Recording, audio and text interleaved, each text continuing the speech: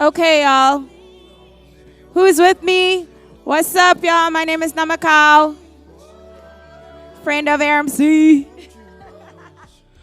Okay, so we're about to have our next panel go live. I have a couple of announcements from changes on the program. Meet the Berlin has been moved. Meet the Berlin BMC, Berlin Partners, has been moved to 2 o'clock. And if you are signed up for the Pioneer DJ workshops, that starts at 11. And you can head there if you have signed up and if you want to DJ with Fundi. That is powered by Pioneer.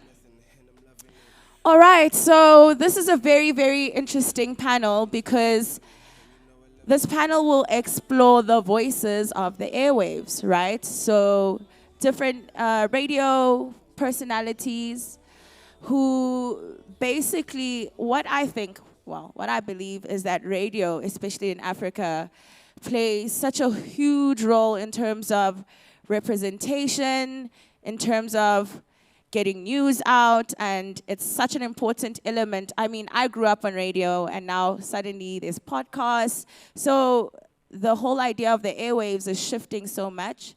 So we're gonna have a beautiful panel who are going to explore radio and podcasts in the now, okay? So our moderator is Sai Jones, and she will introduce the rest of the panel. I hope I did that justice. Alrighty. Thank you for that. Thank you for that. Sanbonani Molweni. I hope everybody's good today. So I would like to take this time to just say hello, good morning, and to thank you for coming and joining us on this conversation here today, which has been entitled Voices of the Airwaves. Today we've got a panel of people, broadcasters, and myself, a podcaster, on-air host, and we're going to talk about the direction as to where we see broadcast going in Africa and kind of assessing what that means in the new age of things, the new technology of things. So I don't want to waste too much time because we have to pack this up in 40 minutes, and I want to ask my panel to come up, and I'm just going to quickly, briefly introduce them as we have the conversation. Ladies and gentlemen, we've got Kaka, we've got Samantha Mogwe, and we've got Kutlwano Nhlabo, aka The Crook. Please join me, ladies and gentlemen.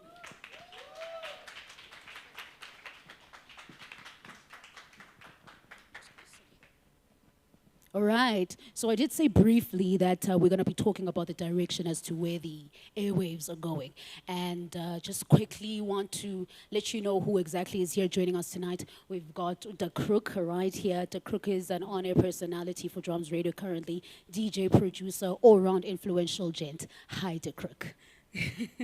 Hello. How are you today? I'm good. Great to be here for second year in a row. And yeah, let's Awesome. hash it out. Awesome. And then I've got Samantha Mogwe right there. She's a musician, she's an artist, and you know what? Just getting to know her has been so amazing. She's also an on-air personality on Gabs FM. Samantha Mogwe, ladies and gentlemen. Good morning. Thank you for having me. Quite excited. Yes, lovely, actually. And then we've got Kaka, former Metro FM Top 40 technical producer, currently on Star FM, and also he's a lecturer of broadcast radio at the Academy of Sound Engineering. Kaka, ladies and gentlemen. All right, you're making me sound far more esteemed than I actually am. Own your throne, sir. I want to beforehand apologize if I sound a bit elliptic. I might be buffering because I got little to no sleep, and I blame it on Africa Rising Music Conference. I've been super excited. And of course, couldn't get any shut-eye because of that. That's understandable. Welcome. Before I actually go on to that, I nearly forgot to introduce myself. Damn. My name is Sai Jones. My name is Sai Jones. I am a founder of an online dance music platform called The Sai Sessions, which houses events, a blog, and a podcast. And here, I guess I am here on the title of a podcaster and joined by these broadcasters here today. So you know where I needed us to start this conversation, because we only have 40 minutes to pack this in. We only have 40 minutes. I needed us to talk about the kind of changes and the kind of shifts that we've noticed in the broadcasting space. And I understand, The Crook, you've done radio for over 10 years now, and you guys also same. What kind of shifts have we noticed from then now concerning broadcast radio. And I'm going to start with you, Miss Samantha, because you're already ready.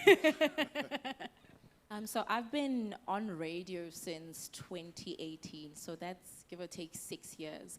Gabs FM started in the evening, night slot from like 8 till midnight. So I was getting home at 1 a.m. midweek, and then they moved me to their prime time slot, 12 till 3 p.m.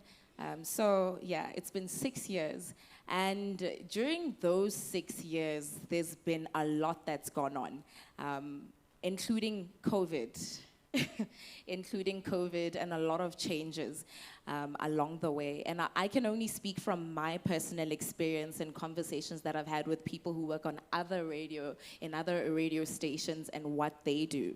So during those years of, first of all, being a consumer of radio, I realized that there was a lot of traditional elements that came to play. I didn't even know what our radio personalities looked like before, because there was very little interaction on social media. It wasn't really a big thing. But over the course of the few years that I've been on radio, I'm seeing that my radio station and others are really pushing into like a digital space of trying to integrate traditional radio mediums with your social media, your digital platforms. And I guess also that's part of the whole thing of it's either you adapt or die.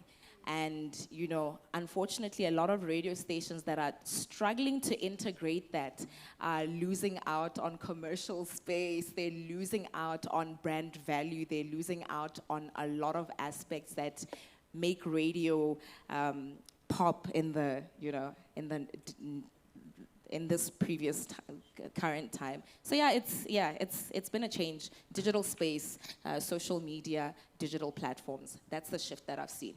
Okay, and then what about you, De Crook?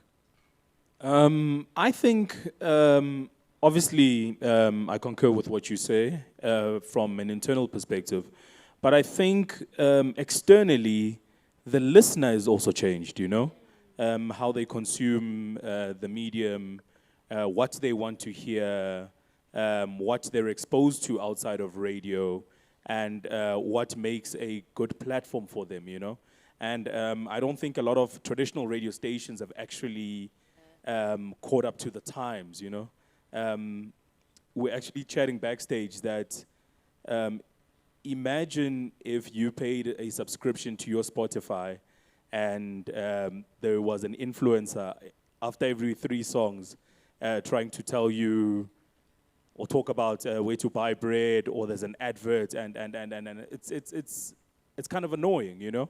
And I think that's where our listeners are. And so radio needs to reshape what content is and what valuable content is, and see how you can get ears glued to the speakers based on what content people want to hear from the announcer, you know?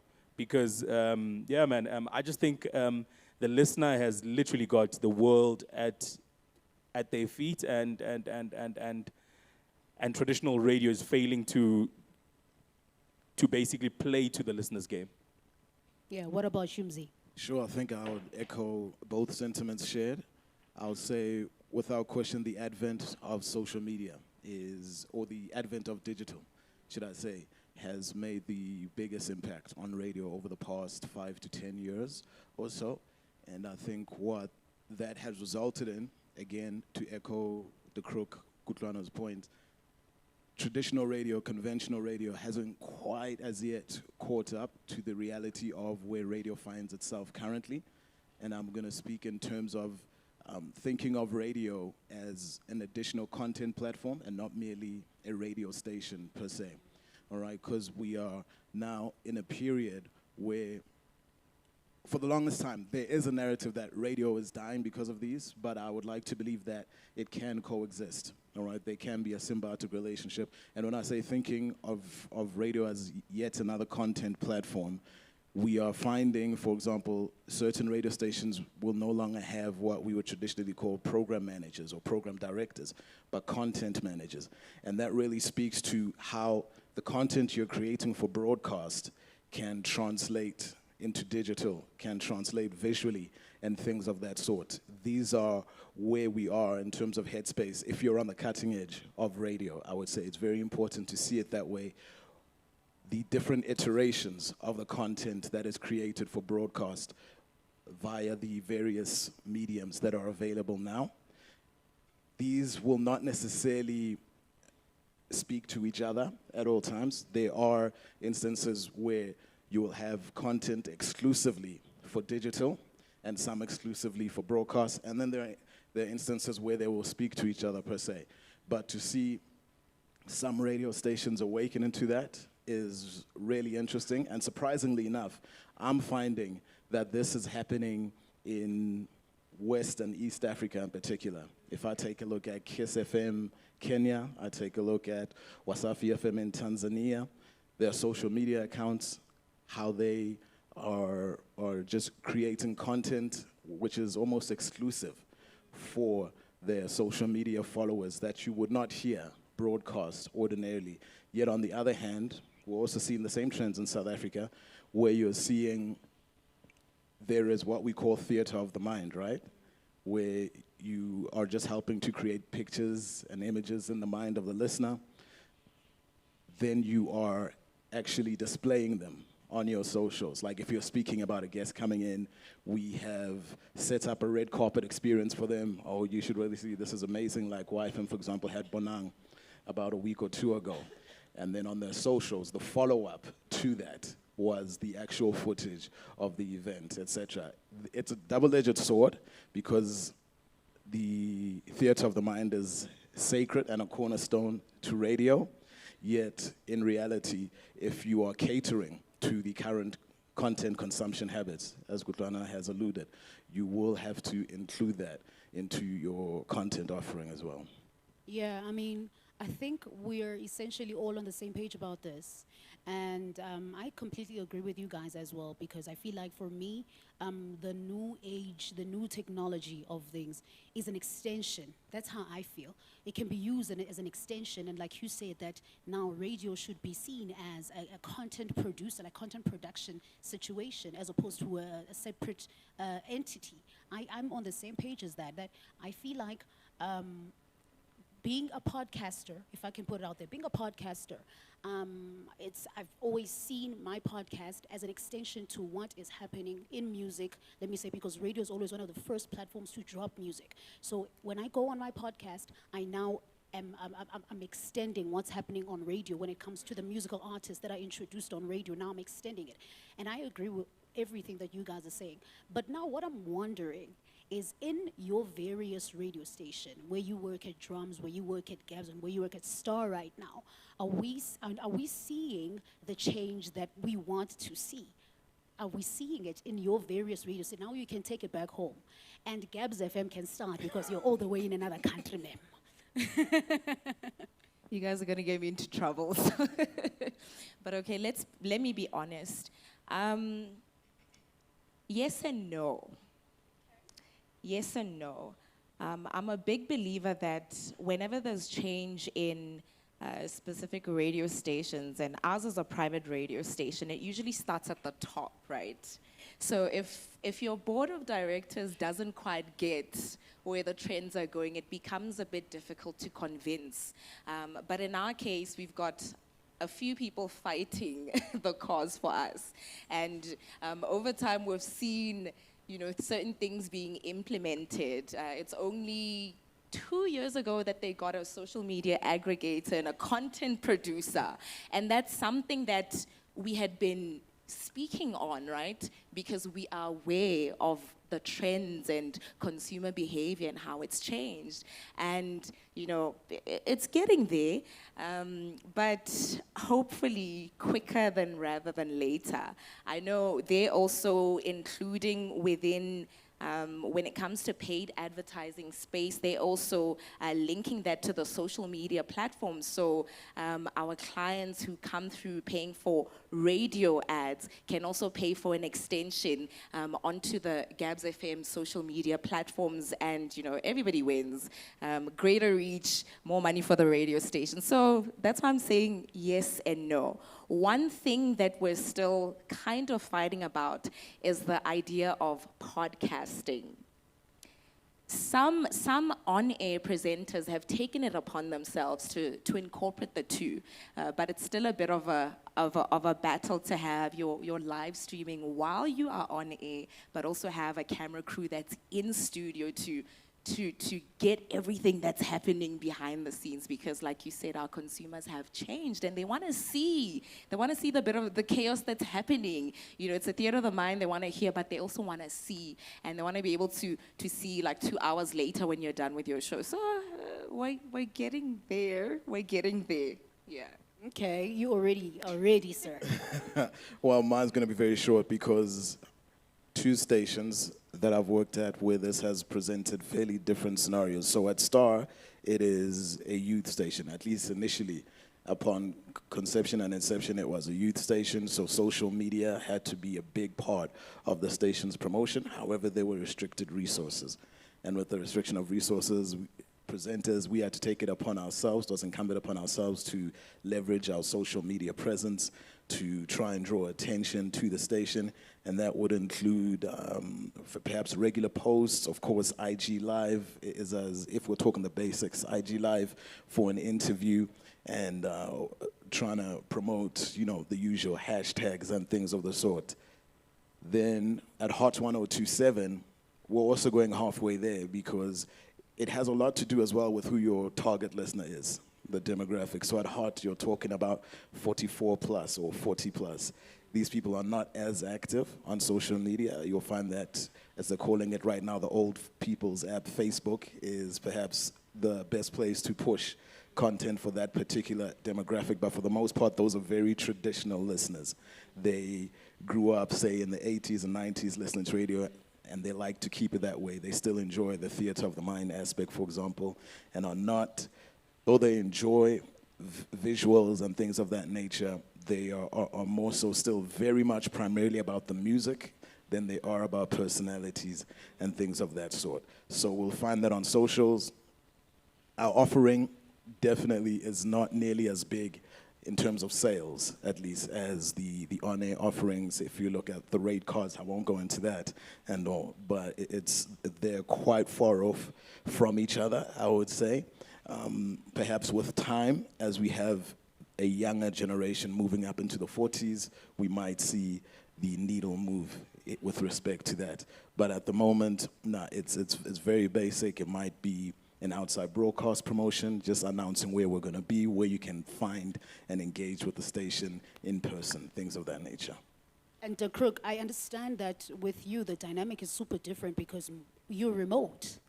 And so I would assume that they really take a huge advantage of the technology and the Internet of Things. Tell us about that. Yeah, so in the 4 radio stations that I've worked at, starting at YFM, it was very traditional, also very youth-focused. I remember, I think in 2015, I pitched something called Y Uncut because I could start seeing this podcasting thing becoming a thing, you know? And they obviously didn't see it. And you can tell now that they're trying to fast forward, you know what I mean? And play catch up, you know? And one of the reasons why, after having my 10-year spell at Y, I decided to look for an overseas radio job was because of the fact that people were just comfortable with being traditionalists, you know? I hear what you're saying about Hot 102, you know what I mean? Those guys are 44, and that's cool, you know, but for an ever-growing and an ever-growing youth brand, you constantly need to be on the pulse of what culture is doing and where culture is, you know? And when I got a job in the UK at Drums Radio and at Dash Radio in LA, I could basically be DJing somewhere in Scandinavia, but I can still do my radio show. And one thing that has taught me is that as long as there is value in your content, and as long as you don't timestamp your links, then that content is forever, you know? Yeah. And that's what I've found value in, and I think that's why people like myself are still in the business of radio. Yeah. Awesome. Thank you. Thank you. So the one thing I remember we were talking backstage, and I did say that for me, the one thing that I do miss as a podcaster, I have to catch everybody else's information. What everybody has to say to me, I have to catch it post, and I don't want that. You know, I enjoy the liveness of things, and I find that element is the one up that broadcast has. For me, that's how I feel. That is the only one up. I want to be able to interact with these people in real time. I don't know if that's something you guys are opposing or against or for. You have an opinion on that? She's shaking her head. Clearly, she has a different opinion. And you also, Mzi? I totally agree. Yeah. It's one of the first points I raise whenever someone tries to raise the argument that podcasts are going to kill radio, so to speak. I speak about that real-time live interaction that podcasts can't offer, because we know that one of the greatest value offerings or propositions of radio is what some of us call companionship. The fact that you can have real-time interaction and thus a real-time relationship with the personality on air. The immediacy of radio is a huge advantage that it has over podcasts, or as we call them, on-demand. Something huge happens, a significant event happens, whether it be current affairs or in music. Maybe your podcast drops once a week, every Thursday. It happens on a Monday. Of course, radio personalities can already begin to dissect that immediately, etc. And you, on the other hand, are probably just echoing what has already been shared, or trying to deliver a different angle of some sorts. And then in addition to that, I would also say, though I won't get into it quite right now, the locality of radio. It's different when it comes to Kutlan, of course. He's an exception, and that's a rather interesting position he finds himself in. It would be nice to hear him delve into that, catering to a global market almost, rather than a specific localized listenership per se. But those two are the biggest advantages, I'll say, terrestrial radio has over on-demand audio. I'd like to beg to differ. Let's go. I think technology has allowed people and podcasting to still have that interaction. One, look at a podcast like McG. You know, he'll take voice notes, he'll take calls. You know, and yes, it might not have that. I might not say something now, and you comment now, but how he packages it, because he comes from a radio background, will make it sound like it's something that's happening now. One. Two, I think the only form of radio that still feeds off the now is probably talk radio, because of the frequency at which news breaks. But for music radio, commercial radio, I really do not see the value, because the fact that if I'm an artist and I'm going to release a hit song, and I say the song is out on Friday, you've already got it on your Spotify, but your radio compiler will start playlisting the song in the next 2 weeks. So what value are you giving me? You know? And I think the other thing is the fact that if you want to create an appointment with your listener, you can obviously do that on platforms like YouTube. You know, like you can do a podcast today and say the podcast is going to be out at 5 today, and still the listener would have watched that podcast for the first time at 5 when you want them to watch it. So I really think that there's a lot that radio needs to do in terms of catching up. And I foresee radio contracts having a podcast clause in the very near future that, yes, you might have this platform on this traditional radio station, but your contract also holds you to be doing a podcast that can feed off what you're talking about on air, you know? Yeah. And also, we need to look at the fact that airtime is not a currency anymore. Data is, you know? A lot of people will walk into a shop and buy data bundles and not airtime. So that means that the engagement that is happening on air is mostly voice notes, is mostly tweets, is mostly messages through whatever apps that they've got or whatever communication platforms that they've got to speak to you, but not the conventional phone call, unless it's talk radio. That's the only form of radio that I've found is still adhering to the traditional norms. But everything else is happening on podcast. I love that you went into mentioning the artist, and this is something I've been thinking about in terms, and you know, I'm playing devil's advocate. Yeah, I'm a podcaster. I'm mainly based online. All right. So the one thing I was thinking about here is one of the benefits of radio, especially music-based radio stations, the fact that artists get paid through they get paid royalties. You get me? So that's a major benefit that I've seen also comes Sure. with the radio and as a broadcasting platform, as broadcast itself.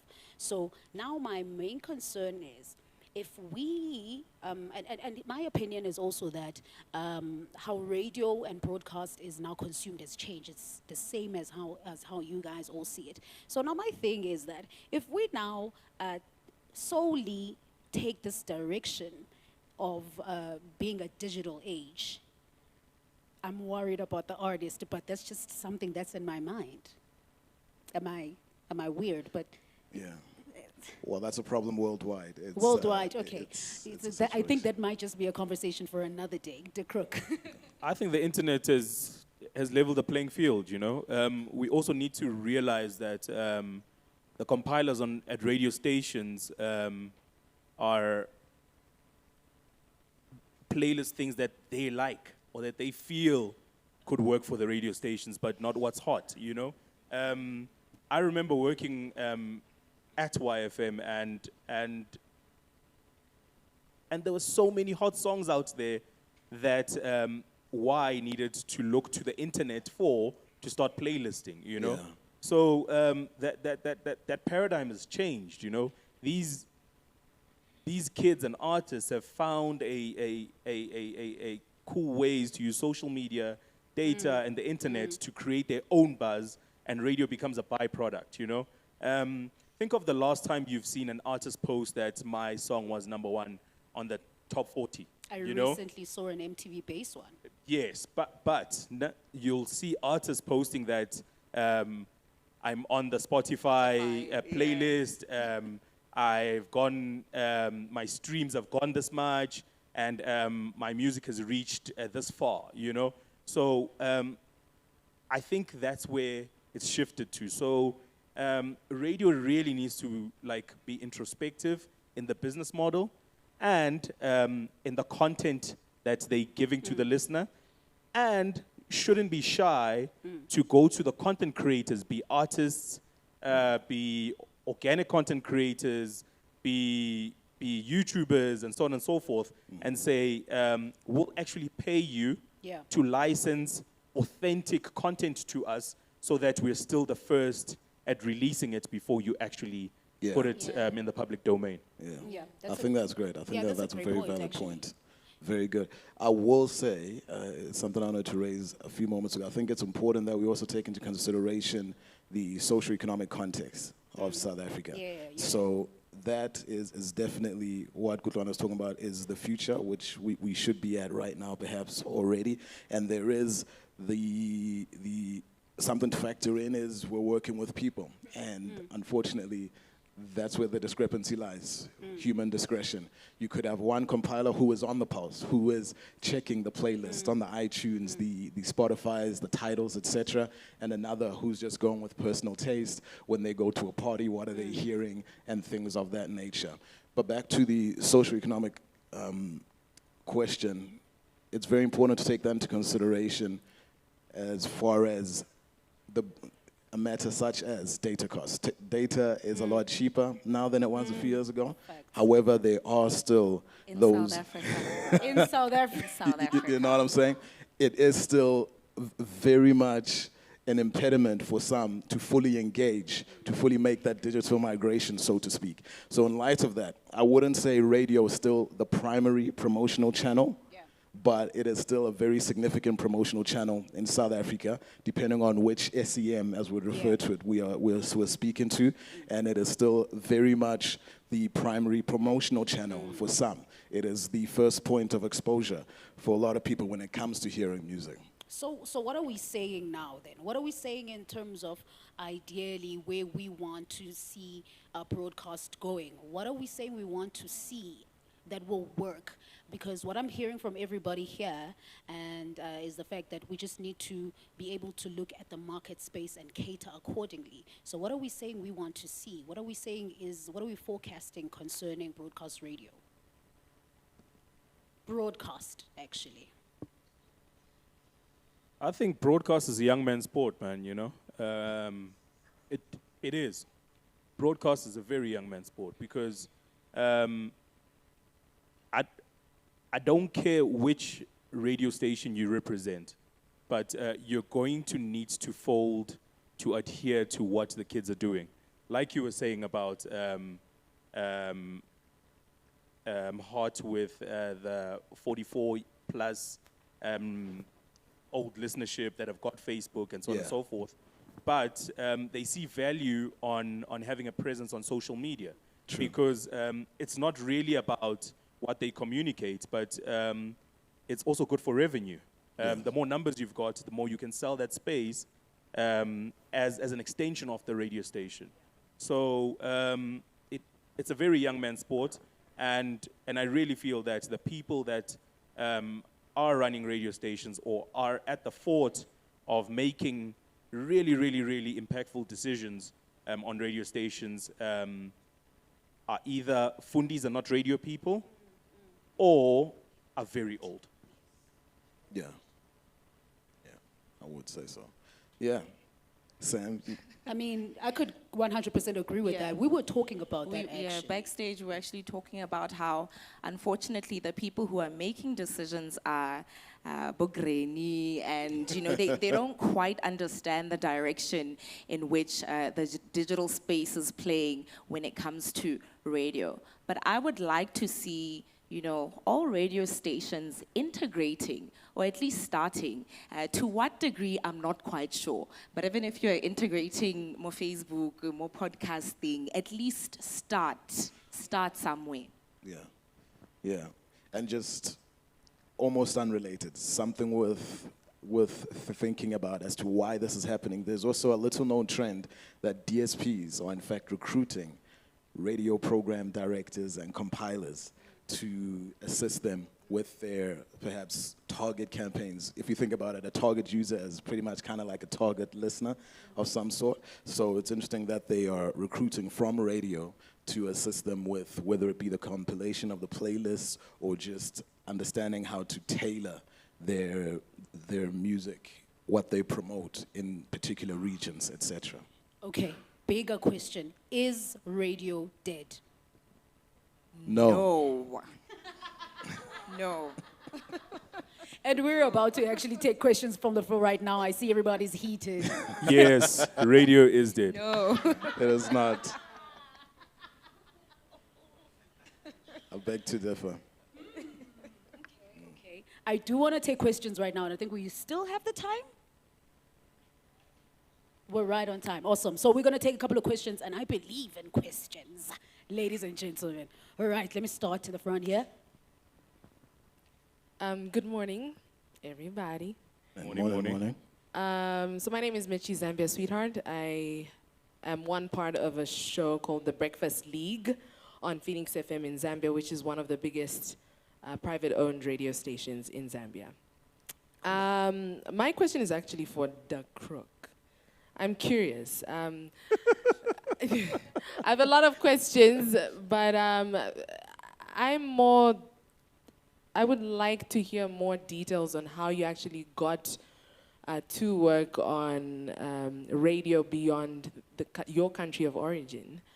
Because, for example, in my country, in Zambia, you have, according to the labor laws or something, to work in broadcasting, you have to prove that you cannot find talent within the country to take that position.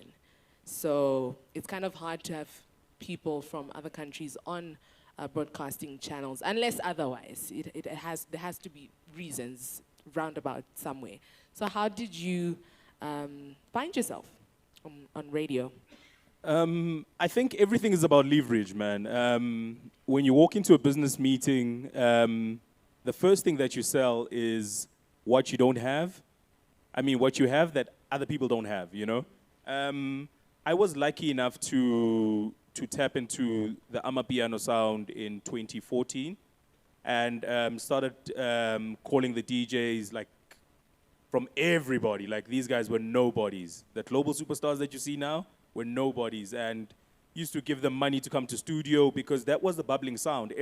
Every time I'd go to a gig, the warm-up sound used to be Amapiano, but the very melodic Amapiano, without the log drum, and I'd find that every time that we, people that are on radio or the so-called headliners, start DJing, the party would dip because this sound was organically growing in different corners of South Africa. So I decided to put this thing on radio, had a segment called Amapiano Hour, and that became my thing. So every time I spoke or presented myself to either a Dash radio in LA, the Beat 103.6 FM in London, or Drums Radio, was the fact that I'm the first guy to play Amapiano on radio.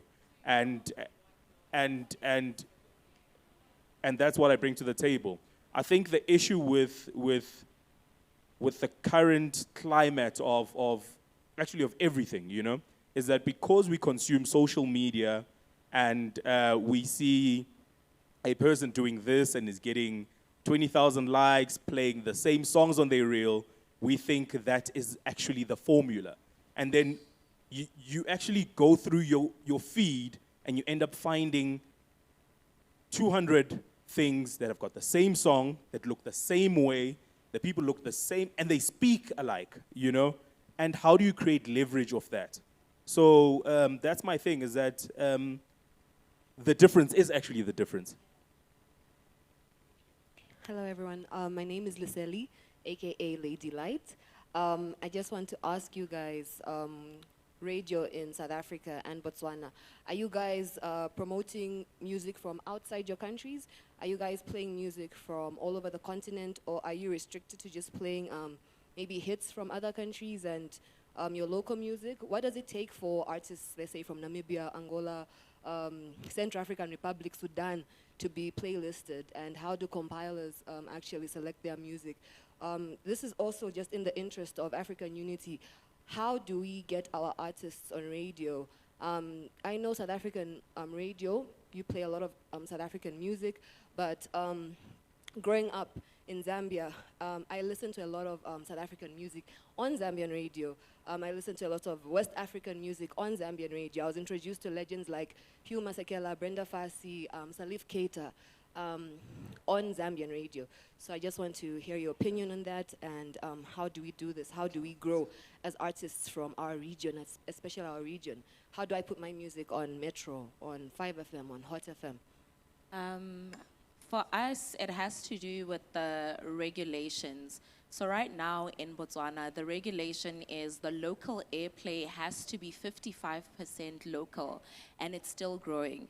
So whatever broadcaster, whatever radio station, TV, etc., has to make sure that there's a 55-45 ratio. And that's so that we can try and boost the economy back at home when it comes to royalty payments. Do all broadcasters follow that? Not quite, because because then the whole issue of some broadcasters will say it has to do with quality control. That's always the excuse, quality control. But I hear you about, you know, making sure that we are diversifying what we play. I'm also an artist, so I know how difficult it is to get your music on radio stations across the board. So I put my neck on the line and I communicate with, people with interesting sounds, and I talk to our music compilers, and we have certain features that cater for, let's say, we'll say a top 5 of music coming out from Tanzania. And that's how we find a way to playlist music that would not necessarily playlist on our radio station. Yeah. I would say pretty much the same. I think it has to do with mainly 3 things: regulation and commercial objectives, as well as the format of the station, so to speak. For example, at Star 919, it's in fact a community station, and the regulation states you gotta be at least 70% local. So we're gonna be pushing a whole lot of local talent. Anything outside of that has to be deemed somewhat exceptional. And unfortunately, that's going to see the megastars, international megastars from the United States, Europe, the UK, and of course there are African superstars though featured, your Burna Boys, Davidos, etc. It's unlikely that we will be playlisting mid-tier African artists like an up-and-coming one. Might be hot, but if there isn't much demand for them or traction behind them as yet, it's unlikely you'll hear them. Format as well plays a role. You will hear, but I'll mainly see this in online, that some stations do definitely prioritize what they might call blackness or African sounds, and will therefore make an effort to include, to mine African music and things of the sort. A huge advocate for that on commercial radio right now, in fact, is DJ Sabi. He's been a voice for African music, and he makes a point of advocating for African talent and exposing the listener to not only the megastars, but up-and-coming talent in that regard. And then commercial objectives, of course, being that you want your listenership to grow so that you can the valuation of your airtime can spike, right? So you're going to basically give the people what they want, unfortunately. And what they don't know, they don't want, but perhaps it's more so because they don't know about it, they don't want it. But there are very few people in management and radio today willing to take that chance. It really takes a champion of any particular cause or genre working at a station to see to it that it makes inroads into playlist and mass consciousness, so to speak.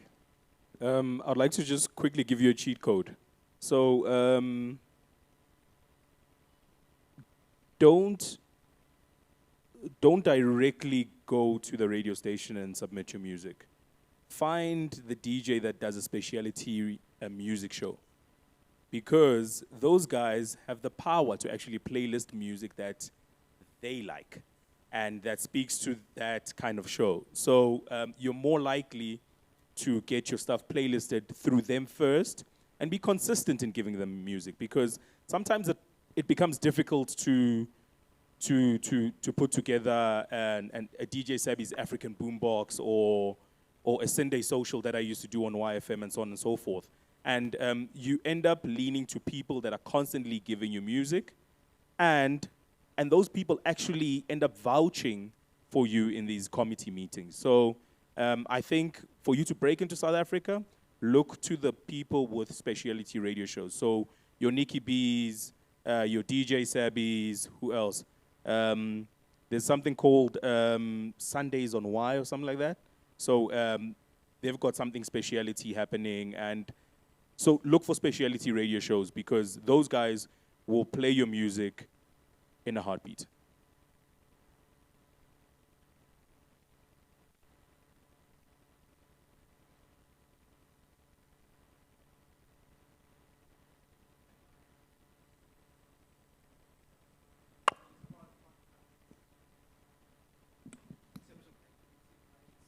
That's playing out, how that's playing out in an African context, because with radio, there's systems for getting paid.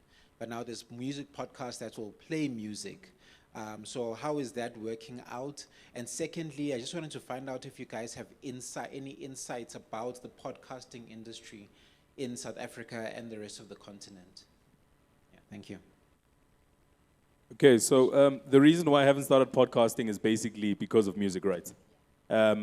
I'm a music guy. I love music radio, and the fact that I'm still barred by what I can put on YouTube and and who the owner is and so on and so forth has hindered me from starting the kind of podcast that I want. But that is slowly changing. They're trying to ease the regulations around that because there's value in your song being listened to by a person that is your fan or somebody that is creating an entity where your kind of sound is going to live, you know? So yeah, just keep your ear, just keep your ear on the ground. I think it's going to change because it's a win-win situation. Yeah, I have a podcast, but it's about music. So what I do is I have an artist on the podcast, and what I make sure I do is to feed a lot of their content straight direct to wherever you can buy their music. So what I act as a marketing platform on your behalf so that you can get your payments, because I know that it's not really, we're not licensed to play music like that, so that you can get paid as an artist. So that's why my platform, what I do is I just act as a marketing platform on your behalf, feed your links, then people can directly purchase your music straight to you. That's what I do. Yeah, and not to add to anything, but for example, indeed, legislation hasn't quite caught up and isn't exactly accommodating podcasters yet. At ASE, we have the Academy of Sound Engineering. We have a podcast platform for students, and it's music podcasts for the most part. However, these are unsigned artists. A lot of them are, in fact, students themselves or peers of these students or up-and-coming unsigned artists. We do so with their permission. We need to get permission beforehand. Are you okay with us playing your music knowing that you will not be getting paid? That is cleared beforehand, and then we go ahead and produce the podcast. But if you are talking about, especially if these are signed artists, be it to major or indies, that can get rather complicated. The waters can get murky. I know with Apple Music Radio, interestingly enough, a cousin of mine gets playlisted there often. They do send a contract where he has to sign acknowledgement that there will be no remuneration for the playlisting of your music, etc. I guess what they're selling is exposure, and they can, because they have an incredibly sizable audience and big platform. Okay, I think we need to be done. They've been telling me our time is up, unfortunately. I'd like to thank you one more time for joining us on this conversation. We hope that you had a good time with us. We had a good time with you guys. And we'd like to thank Africa Rising Music Conference for having us, and Paradise Music as well. Otherwise, for now, this is us saying cheers. Thank you. Thank you.